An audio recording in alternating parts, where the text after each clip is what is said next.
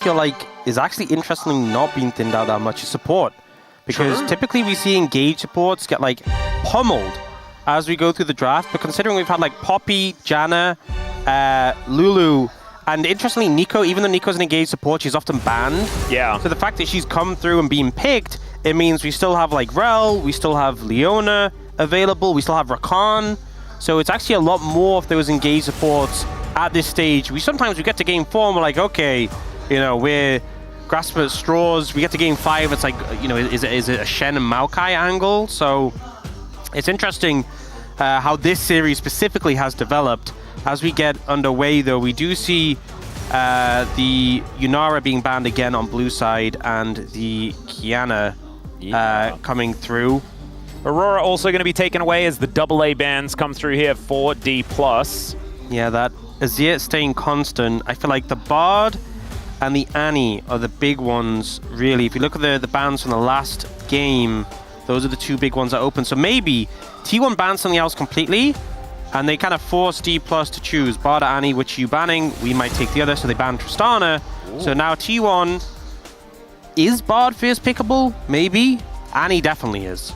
Yeah, I assume the Annie is probably what has to... Never mind, the Bard will be banned away. So T1 can have the Annie if they would like to, and then the question mark becomes, do you then have to pick away Rakan? Because Annie Rakan has been so powerful, oftentimes paired with the Wukong as well, but you can't have that because that was played in the last game. So that will be the first pick here for T1. And Annie is a big ticket one as well. Now they can utilize it. We'll see whether it is going to work out. As DK, what is the plan? What are you going to reveal to us? As they did choose this red side. And this timer is going down. No hovers just yet. As the Jhin that the space has been talking about. Yep, I think pretty big to deny from Guma. Not a pick we see as being one of Aiming's best, but something he has played a good amount. But definitely denying from Guma huge. I wonder also if they take the Vi. A big pick for Lucid, but also Vi Annie can be pretty scary to play into. So maybe worried about that. Could look to take that away, especially because the jungle pool has been thinned so heavily in terms of picks that do thrive on Sundered Sky, which is kind of been the meta at the moment. Vi is one of the higher prior ones that is left available. And the Jax also going to be left available. I don't know whether that is necessarily the highest of priority, but they will be taking that one away. Gragas up and possible to be picked into it here for Doran if he would like to. Yeah, and that's the question. Do you want to specifically respond to the top lane pick, or do you want to pick in different areas? You know, obviously the Rakan was something you mentioned, but I think there are a lot of engaged supports. That being said, with it being Dplus, they can obviously ban away engaged supports and pick one themselves. When we go the second rotation, if you leave it, looks like it is going to be that MF. So going for a bit of a wombo combo here for T1. MF Rel could be pretty good. MF Vi could also work. I feel like both of those make sense in my mind. You could just go for the Gragas if you wanted to secure something for Doran into the Jax, but I do think that Gragas MF doesn't have the best synergy. Yeah, it's a little bit anti-synergy there. Yeah. And instead, they're looking at the Leona. Of course, Leona actually a great pick into the MF, so denying that. Also, Beryl having a bit of a turnaround performance with the Leona against BNK Fearex, as Showmaker is hovering Malzahar. Yeah, it feels more denial with the Leona, because I will say Leona not fantastic into Jax, with the fact that you can obviously counter-strike the stun, can be a bit annoying, but otherwise, Leona definitely fine for setting up some big ultimates. Definitely means that Aiming will be running Cleanse as well in this game. And the Morgana comes through. So we've seen the Morgana specifically in the Annie. And if you think about the value this game, Morgana into Annie, into Leona, is pretty absurdly high value here. Yeah, that's actually kind of ridiculous. It's also still theoretically a flex pick at the same time. So if you find like an angle where you just want to put the Morgana on the bottom side, there is like something that you can do as far as... Even in the jungle. Yeah. Oh, that's actually a very good point. It's been a while. Potential triple flex in theory. I think mid likely, but we could see it make things a little difficult. They will now ban the Gragas away. I also think it makes Vi a bit uncomfortable because if you're going in for a Vial and they Black Shield, not a fun time. So we'll see what ends up coming out here. The Rel makes sense to ban in this situation. Maybe the Rakan, if you want to do your due diligence and just ban away all these engaged supports. I feel like Rakan's like kind of awkward as well, just because if the bullet time is going off, it's not like you can really do Rakan things unless you can really get on top of the Misfortune. Yeah, it's a bit tricky. Lee Sin. As away from Ona. I think with the amount of CC available, it gives so much setup for Lee Sin, so I think it makes sense. They will still go for the Rakan, so I feel like all of the meta engage supports have kind of been cold now. There obviously are other alternative options you can go for. The classic Jin Braum. Let's go. As it will be Nefiri locked in here for Lucid. Okay. And he was on the receiving end of this champion when Raptor played it. And so has now picked it up himself. This is like the least playable Vi game ever. Yes. I think T1 happy they didn't pick the Vi earlier, because if you were playing Vi into this, it'd be absolute nightmare fuel. I honestly feel like the angle could be even like an AP jungler, especially if they go for something like a Gangplank here. If you go something like a more AP-focused jungle here, you could get a lot of value in this situation. Well, GP comes out. Something with like high pace, you know, maybe like a Lilia or a Zyra, I think could make a lot of sense here. I think Lilia is certainly going to be a powerful option if he does want to go that way. And he isn't high damage as well, so I think AP is going to be a good shout if Ona does want to go that direction. With the GP and the MF, you have more than enough AD in your composition. Silas is another one of those choices, and that will be locked in as Beryl hovering a tree. But yeah, I don't think you can. I mean, the Maokai, it seems like it's the choice they wanted to go for, but you can't give the Maokai ult for the Silas. I think that's just not what you want to do. So you can see he's kind of like, oh, I don't want to go Rammus! For What? Goes for the Rammus. Hang on, where is everything going? Ox, help me! Okay, it's mid Morgana, Rammus support, and Nefiri jungle. I think it's pretty straightforward. Right, okay, never mind. So Beryl is just picking his champion. What does Rammus support do? Taunts people. Got it. Has a lot of armor. I guess the thing into the Leona specifically is when she goes to stun, you taunt her, so she stuns you instead, I guess is maybe the theory. Some ways similar to Shen, a little bit less swift. A lot of ganking power, you know? I mean, Rammus has a lot of ganking power in general as a jungler, so the theory is going to be similar here. I expect to see him running around the map trying to make things happen, similar to what we saw Ona do in last game here. It's been a long time since I've seen a Rammus. Like a really long time. Kyoshik played it last year, I think, in the jungle. I don't think we've ever seen Rammus support. Yeah, I think this might be... Was it last year, or was it... He definitely played it at some point in the last couple of years. But wasn't he not here last year? No, was that the year before? I'm getting confused now. When was Mark? At some point, Kyoshik did a thing with a Rammus. Kyoshik, while I was here, Kyoshik played Rammus in the jungle. We will have the little lower third that'll say how many days it's been and stuff like that. We'll get that, right? It'll say Rammus support, and it'll say first time ever. Oh, yeah, that's true. It will say that. That makes me a little bit sad. But what doesn't make me sad is fan chants. So let's get into game number 4.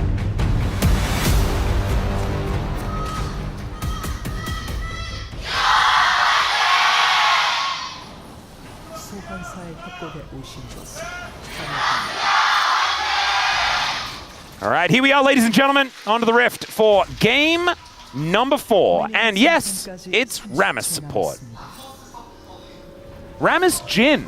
I don't have very many stats on the lane, personally. Yeah, and actually going Aftershock and Ignite, not going for Spellbook. So carry also going Ignite. And both 80 carries going Cleanse. So this is a little bit of a different taste from what we've typically seen, where we have both 80 carries with Barrier, both supports with Heal, and Spellbook on both. I think Aftershock obviously make a lot of sense because you get so much value from the resistances on Rammus.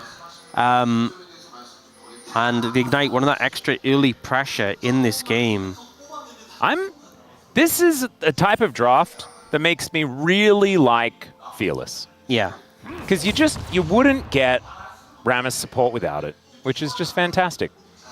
As I mean, it is Beryl, take the so first barrel. if there was anyone who's going to do it... Oh god, now there's Beryl and Barrels in the same game. Yeah, we'll take it.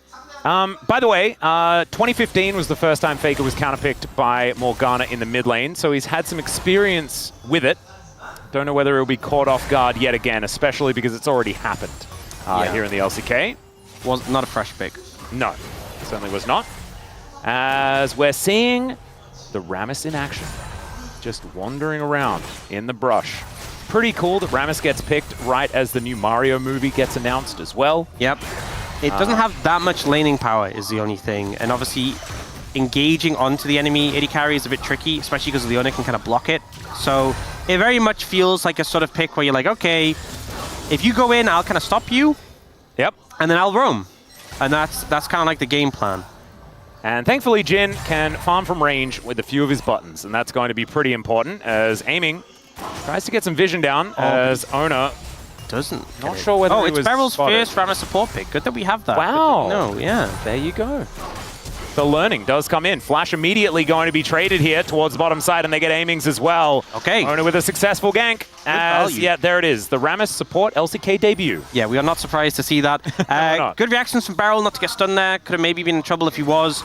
But still, Ona, despite not being on the Pantheon, despite being on the Silas, not the early jungle ganking champion you expect to just spam gank, but getting a lot of value already in this game, burning both summoners from the enemy bot lane.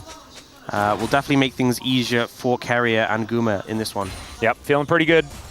DK not going to be too worried about it. You can see the gold has not changed or anything like that. It's great stun to come through onto Gumayusi. I think Beryl cannot quite get in range for the taunt. I think if you asked Beryl how he'd feel after that gank, he'd probably say, okay. I think he probably would.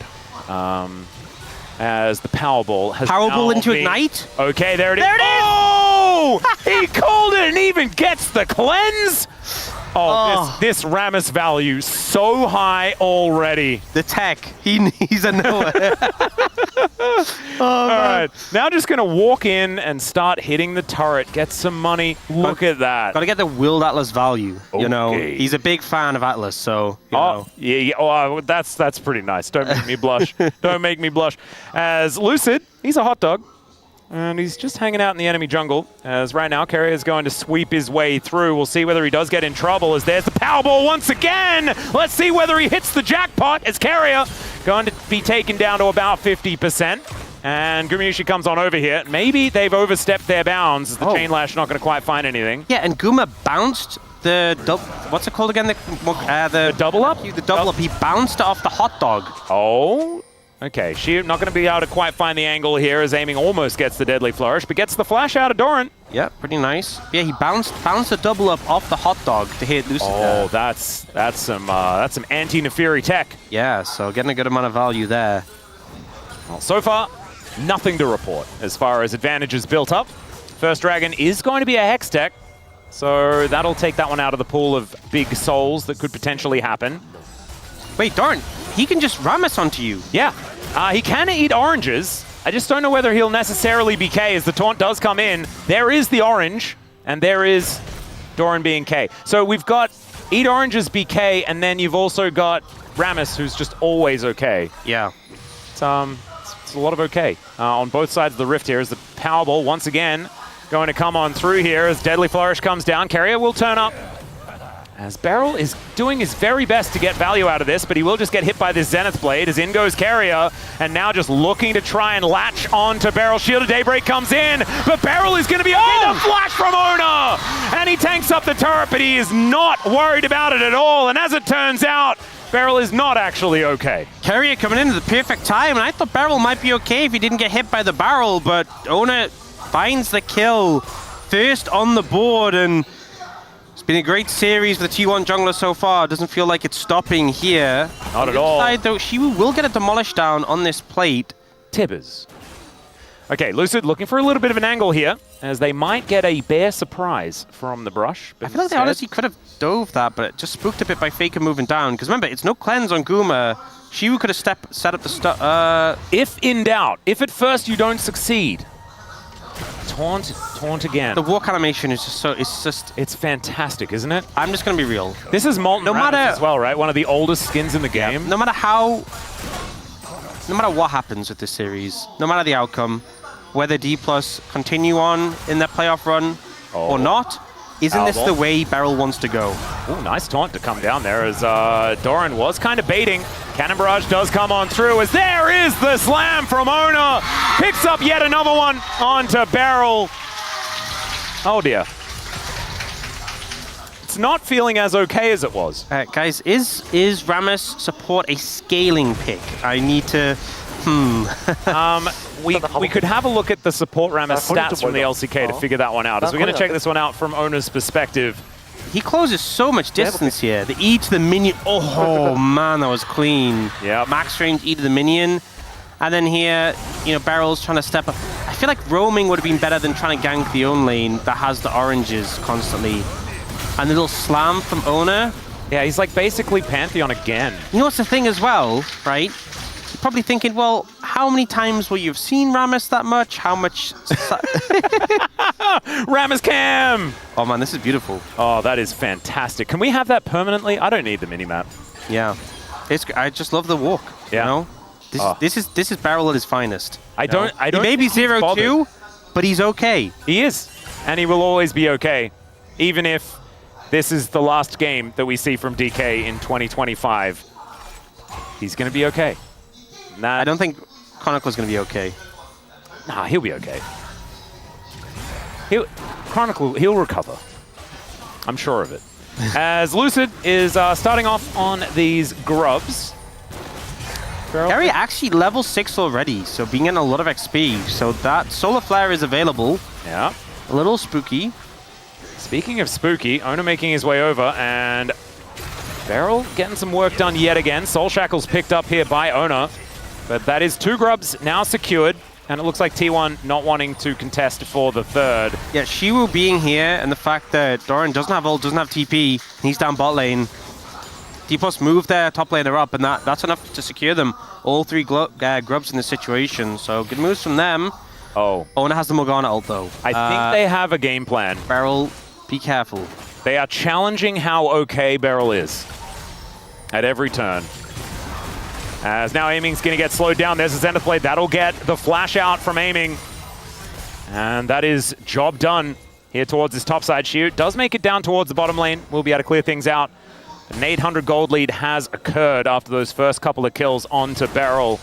And it means that Ona is really accelerated once again. And I think he's the guy that you don't want to have accelerated in this series because he's been playing so incredibly well. Oh man, coming in with a Morgana ult. Oh, I think Amy's going to try and ult to assist Beryl. Well, let's see whether the curtain call is going to work because Beryl is very, very dead. Feats of Warfare do come down, and Carrier is able to tank up the turret. It is just that easy as Showmaker comes in. Lucid is taking a dragon. They are trading things for the Rammus. Look, let's be honest, right? I think other players in the elimination game of playoffs, yes, do or die situation, you're 0-3-0. Yeah.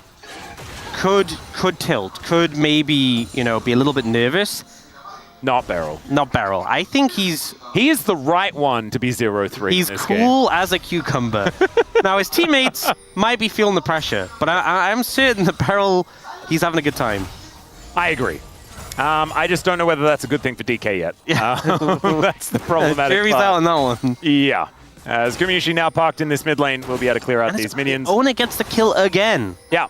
So he's 750 gold already ahead. has a rocket belt. Yeah. Doesn't feel very fair, as Lucid's still looking for that Eclipse as quickly as possible. Deadly Flourish comes down. Beryl doesn't find the Powerball. And he will just back away. Ooh, Lucid going for some different tech. Profane Hydra coming on in. Just give you a good amount of burst with that proc, with that active when you get up close. But yeah, big lead for T1 so far, and particularly on that jungle. Obviously, if Ona does overstep and get punished, can wipe a good amount of that lead away. But so far, definitely Dplus still very playable from this position. Yeah. Playable, but somewhat difficult, especially when there's a Gangplank. Gangplank going to be printing money towards the top side of the map. You can see already has a gold lead, but a CS disadvantage. That is kind of the TF way. And the Gangplank fits the same bill. Solar Flare going to come on through as... Oh, if at first... wait, they killed Beryl 3 times. Well, never mind. He is going to be able to slam his way over the wall. That was close. Nicely played, but another one does come in there. And they landed onto Lucid. He just gets blown up. And now Beryl will maybe survive. Gets the Powerball out. Is now aiming, trying to get some work done onto Ona. But they had the Cannon Barrage there in position as well. So Ona is going to be just fine. And it's Lucid's turn to die in this game this time. 4 kills now for Ona in this game, able to pick up another. There's Beryl going back to base. Just walking back home. She with a little bit of trouble here, has to back off away from the tower with the pressure from Carrier.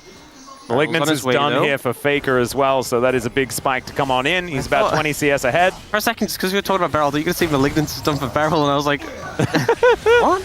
That would be dope.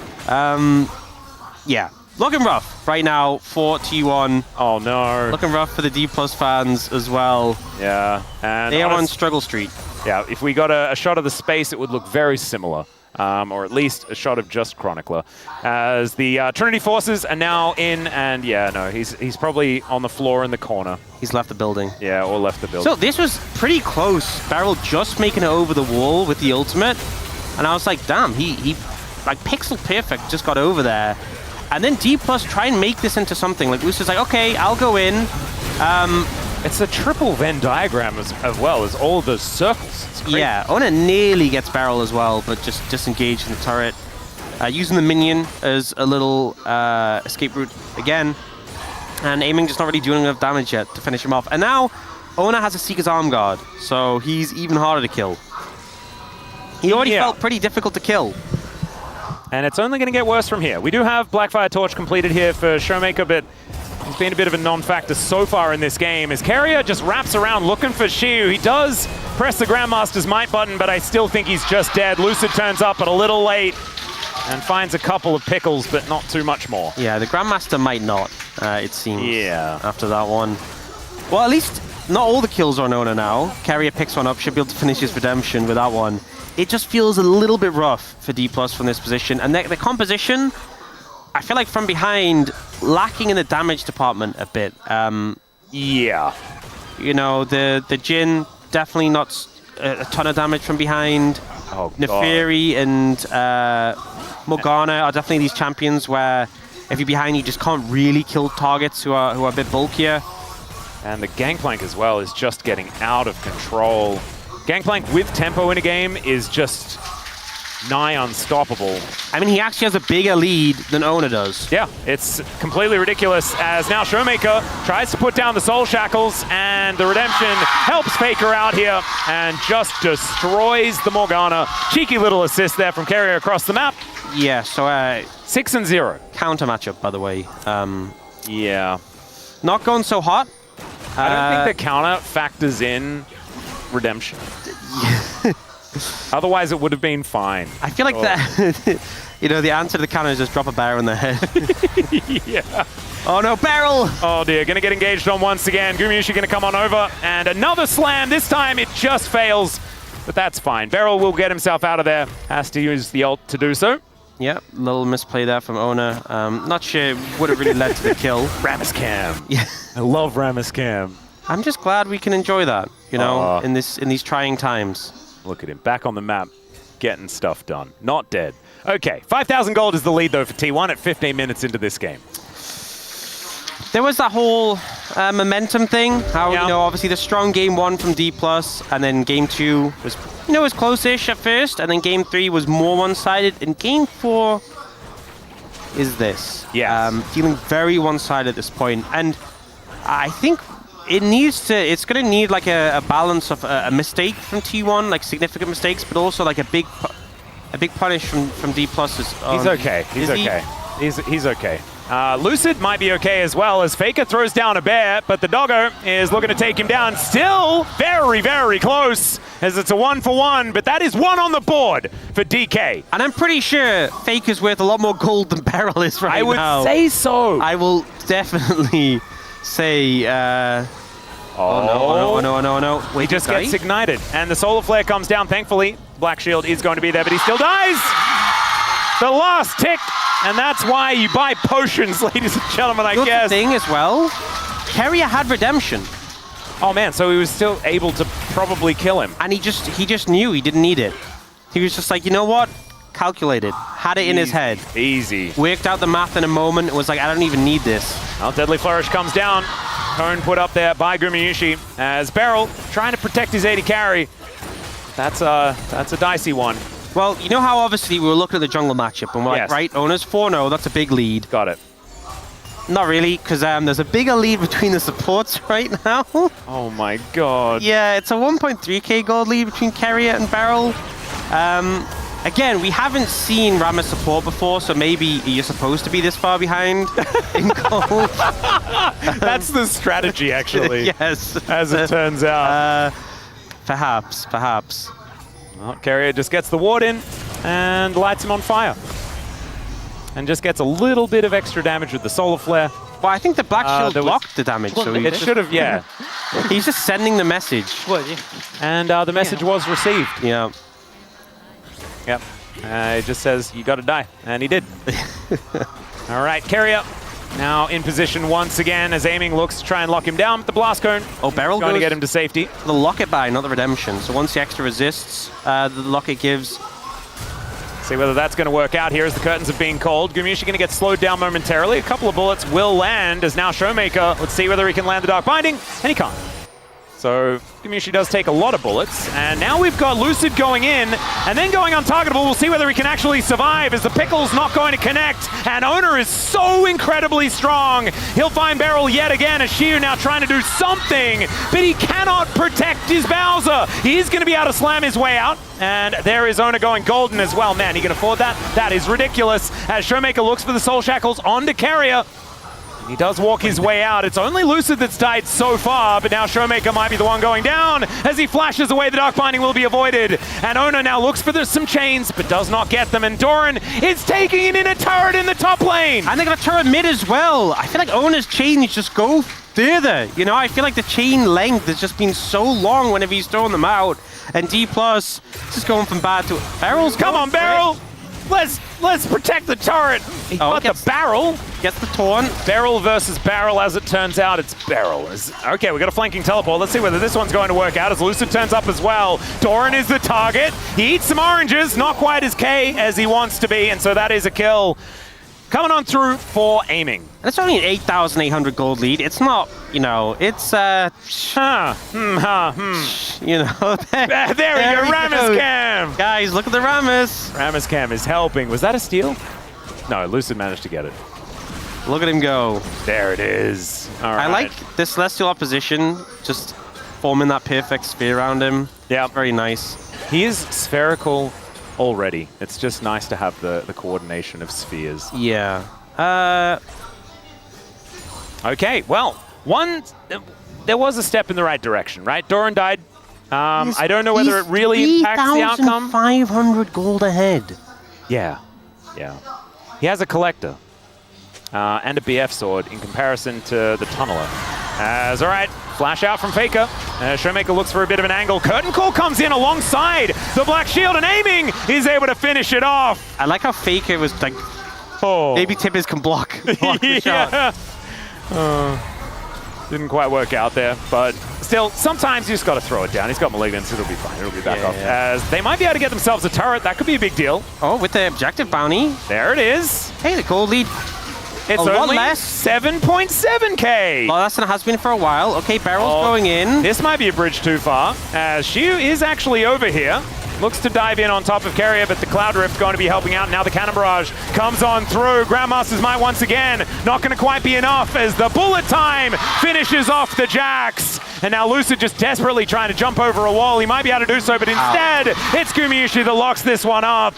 T1 dropping their wallets on them in the end is now Aiming, looking for an angle. Showmaker, can you actually find the CC? As Barrel power slams! And he's dead. Gumiushi's going to be able to lock that one up. And now Showmaker, oh, the chains just barely missing a link. And Showmaker will be able to walk his way out. The Rift Herald partying here on this top side. As Doran, where are we going? Oh, Doran? But he could have hit the tower. T1 question mark ping the tower. Doran. Like, what are you doing? He just wants Shelly to help with the Otacon. Yeah, there were definitely some question mark things coming out on Doran for that one. Yeah, he was allowing Shelly to now help them secure this, which will go to T1 while we watch this replay. No man left behind, or no woman. Yes. Keeping Shelly with them. So, yeah, the binding comes through, and unfortunately Tippers not able to block that one. So they get the Annie, and then Dplus like, hey, it's go time. We have a man advantage. We can make something happen. Unfortunately, they don't have a gold advantage. No. And they just kind of get run down and just aren't really able to pose any threat at all at any point during this passage of play. It's just a big running montage. They did manage to escape with a few people, though. Yeah, not everyone died, so it could be worse. Indeed. Okay, this dragon now up and available. T1, they can take it whenever they would like. is what I would expect. I feel like I ran out of good things to say like 7 minutes ago. We need the Rammus cam again. Yeah, Rammus cam could really help. Yeah. We're in need. We'll see whether we can get that message across so we can get some Rammus cam for everyone that is looking for it. There we go. Oh, thank goodness. Look at him go. Look how great that looks. Little Doesn't side it? to side. He looks like a prize from one of those gacha machines. He does. You gotta open him up. Oh, and if you got that prize, it would be so good. Yeah. I feel better already. Right? Oh, that was great. That was exactly what we needed. Thank you so much, LCK. And now we're back into it. We were talking about the fact that T1 could just take the dragon. They indeed took the dragon. Yep. Okay. DK have the only Sundered Sky on the map. That's got to be a good thing, right? Ooh, actually, yes, Sundered Sky advantage. Yeah. They don't have Collector advantage, though, because there are 2 of them on T1. Yeah. They also don't have Redemption advantage. True. They do have Locket advantage, though. Are we just going to go through items that each team has specifically? Don't have Profane They do have Profane Hadra advantage. Don't have Malignance advantage. Yeah, not so much. Yeah, they're soon to not have Death Cap advantage either, as Faker is about to put that together. It's a little dangerous, as Beryl and Carrier do at least cross paths. Not too much more going to happen, as DK are restricted to behind their inner turrets. That is adorable. Look at him. What is happening here? What's going on? What the heck? That's the cutest thing I've ever seen in my life. I'm so glad that the Korean broadcast as well has realized that this is the more important thing to focus on. As, all right, we got a slam on in here from Beryl, who taunts up Ona. Oh, it's not actually on the Korean broadcast. This is actually Jisun and Yundo that are doing this just for us. Oh, that is even better. We're blessed. As we might be blessed with a team fight as well, as Beryl is in a bit of trouble. Some bullets coming on through there, stolen away by Ona, as it's curtains for Beryl once again for the 6th time. We call that the reverse Ona from the Pantheon game. He's trying to go the distance. You know what? The other direction. If he's gonna go out, this is the most Beryl way to go out I could possibly imagine. It certainly is. Oh man. No, not like this. And the thing is, this is a very serious series, right? The stakes are huge. They are. They're on the border of going on in playoffs, securing the spot at Worlds, a chance to play against Gen G, to go on further and try and get the LCK trophy. But we also have a 0-6-1 Rammus support. and what am I supposed to say? Yeah, it is hard to keep up the epic nature of what this best of 5 represents. So maybe we'll save that for when Nexuses are exploding. I think that's a good plan. Some shackle coming on Okay. through. Dark Binding will connect here as the taunt comes down as well. The chain CC comes in. Doran is difficult to kill, but aiming, he's got a 3rd bullet, and he's going to put it in the Pirate. There's some value. Something back. And you know, Aiming's 3-0, so he's bordering on being able to do the nicer team thing. Yes. Yeah, you know. He's playing Jin. Yeah. Which to me makes that irrelevant. Oh, true. Sadly. But I'm a bit of a Jin anti. Less so this year. I feel like I have turned a corner. Still don't like it very much as far as being able to do damage in the later portions of the video game. I think it's not really helpful when you're 10,000 goal behind. Yes, the 0-6 Rammus situation. I was going to say there were only 9,900, but then it ticked over to 10,000 again. Yeah, it got worse again, didn't it? Infinity Edge is now done for Gumushi, speaking of things getting worse, but Aiming does have 3 items as well. They're just worse. Yeah, I mean... Not that much worse. Bit worse. Okay. Look, all they have to do is if they kill Doran before the fight starts, and they don't expend anything major, then the gold's basically even. Correct. There you go. Also, all they have to do is kill the Nexus, as Beryl is going to discover Ona, or has Ona discovered Beryl? Not sure, but Gumiushi's going to make his way up as well. Oh my god, he nearly died. Yeah, so much damage. Look at his health! Yeah, the cannon barrage comes down, and Beryl just barely survives. You know, if he wasn't playing Rammus, maybe he would have died, so... Oh, there it is, the Rammus support value coming in hot. Yeah. Didn't even need to use the locket. God bless. Fine. As, all right, flash in from Shu, looking for Faker here. But Faker's still offering a fair bit of damage back, and they got him. They did manage to get him. Okay. And also getting the bear value as well, as buttons. There could have been a Teemo there, you know, for all we knew. And this is Summoner's Rift. There is always a Teemo there. Exactly. So I think they were maybe thinking Lucid Meister, but I don't know. Sometimes you got to send it. Sometimes you just send it. And honestly, that's them like, not having those buttons that's doesn't a really 3.5 level lead. Oh my god. Junglers. This is just... Guys, in case you thought the game was close, in case you... Yeah. Maybe you've got like actual tunnel vision and you can't see the outside of the screen, you can't see the scoreboard at the top. Oh, Shiu actually able to avoid the barrels. That was very cute. Does manage to get the last one as well and leaps away. There you go. That was a positive play. Yeah.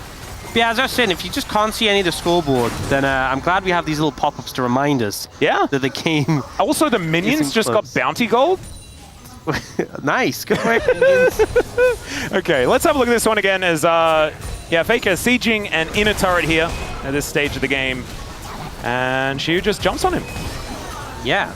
Able to find Faker, but he didn't have his stun immediately prepped. He did obviously prep it with the Tibbers, but the stun came down first and aiming there just to help with the follow-up.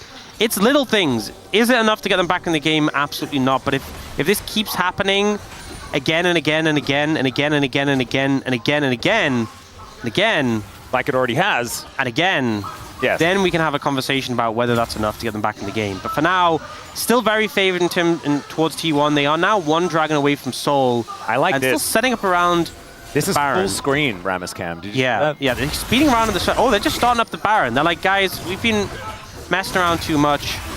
Let's spice things up a bit. Well, it's precisely what they're going to do. Lucid going to be able to dodge the solar flare relatively well. Bullet time is going to get eaten as well. And Beryl finding a wraparound, looking for Carrier.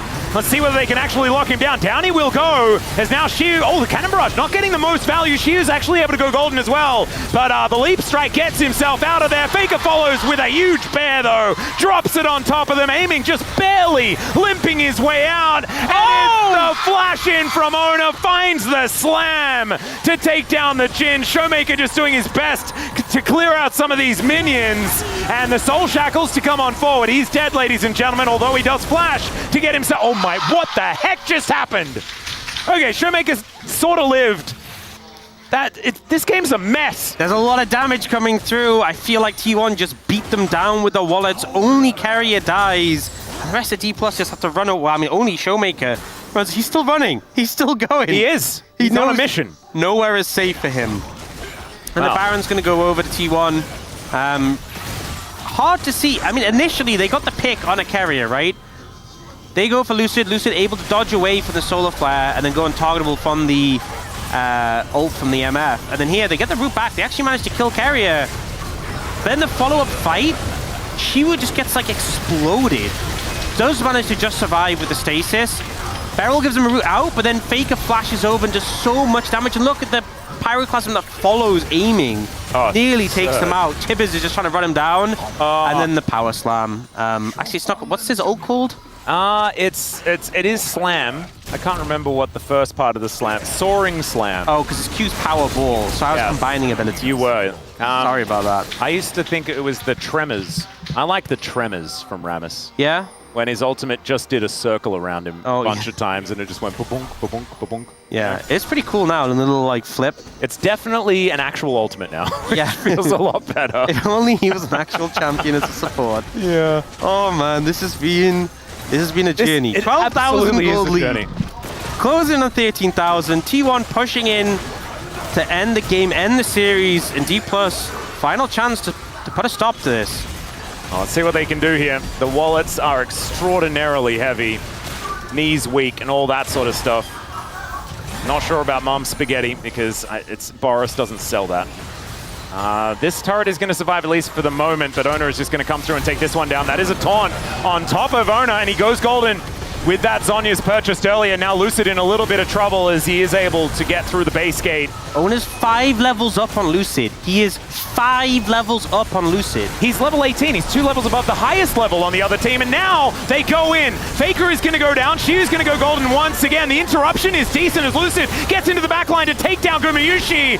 And Shiu looking for an angle. There is no Zhonya's on Ona, and that is actually going to be almost an ace. Doran is alive, but DK just won a fight.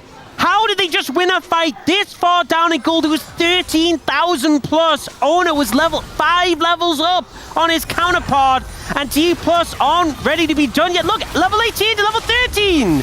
T1 think they have the series done. They think they've tasted victory. They think they're done. And they go in over-aggressive here. Faker ends up stepping too far. I believe gets hit by a binding. Let's see how this one actually does have Deadly Flourish. Deadly Flourish comes out. The follow-up is all there. He gets deleted. And then they try and chase in afterwards. And that fourth shot from aiming, the follow-up as well from Shiwu and from Lucid does enough. And then the route onto Owner under the tower. Remember, he doesn't have the stasis anymore. He goes down. And that's a ton of gold for Dplus and a ton of experience as well. This game, for the past maybe 20 minutes, has looked done and over. And look, it is still not in a good position for Dplus, but it's the most life we've seen from them for maybe half an hour. And it's been 32 minutes of this game. Maybe you can include part of the other game as well, but being able to get a few things back, certainly important, as DK might be in position to try and challenge for this dragon. Aiming is pretty strong, as you can see by that dragon damage. And now Lucid, oh my god, those barrels hurt so much. The cannon barrage comes down as well. Aiming does a lot of damage, but that is going to be Cloud Soul coming in. But there's the slam from Beryl. They're looking to try and take down Gumayushi, but Owner is able to take him down. Oh my god, the damage from T1 is disgusting. Showmaker looking to lock down Faker, but I just don't think it's going to work. Aiming finding some bullets, but there he goes. That's the ace. That's the last-ditch effort. And T1 here in Game 4 will book their ticket to Worlds and give themselves a chance to still win the LCK here in 2025. The back-to-back world champions won't be denied an opportunity to run it back one more time and still can run that lower bracket and try and win the LCK. T1 ramped up and take down Dplus 3-1. Just in the nick of time, ladies and gentlemen.